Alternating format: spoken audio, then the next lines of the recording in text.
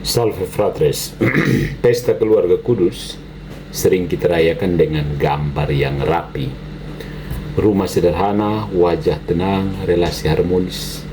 Tapi kitab suci tidak sedang melukis keluarga ideal, ya.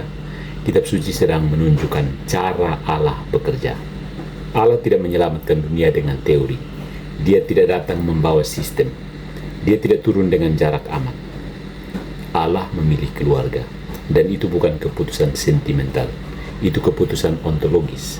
Allah masuk ke dalam struktur relasi manusia.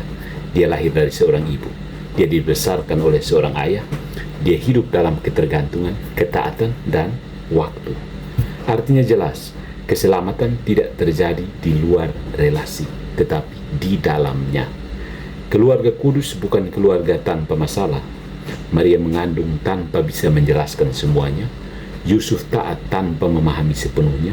Yesus lahir dalam ancaman, pengungsian, dan kemiskinan. Kalau itu kita sebut keluarga ideal, maka kita sedang tidak jujur pada Injil. Keluarga kudus adalah keluarga yang rapuh, tetapi ditinggali Allah. Dan disitulah kuncinya. Allah tidak menunggu keluarga menjadi stabil untuk hadir. Dia hadir agar relasi yang rapuh itu diselamatkan dari dalam. Karena dosa bukan pertama-tama soal melanggar aturan.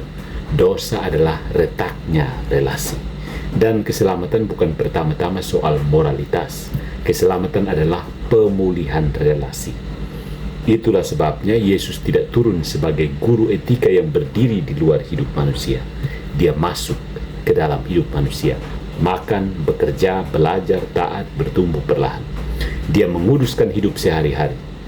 Maka pesta keluarga kudus bukan tuntutan, jadilah keluarga sempurna, bukan.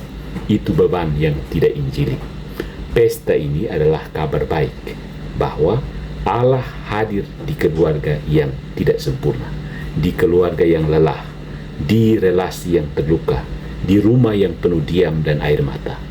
Allah tidak berkata, berubah dulu baru aku datang. Dia datang dulu.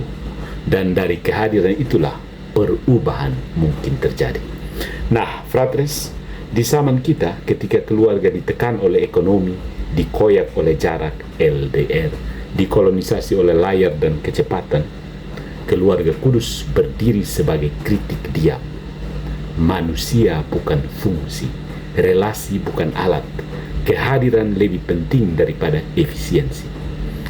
Allah memilih tinggal di rumah, bukan di pusat kuasa. Dan gereja kalau setia pada Natal harus belajar cara yang sama. Bukan menguasai keluarga, bukan menggantikan keluarga, tetapi menjaga ruang relasi supaya Allah tetap bisa hadir di sana. Karena ketika Allah memilih keluarga, Dia sedang berkata kepada dunia, disinilah aku bekerja, disinilah keselamatan bertumbuh. Bukan dengan gemuruh, tetapi dengan kesetiaan yang dijalani hari demi hari. Itulah keluarga kudus. Bukan legenda yang jauh, melainkan cara Allah menyelamatkan hidup kita dari dalam rumah kita sendiri. Follow for more.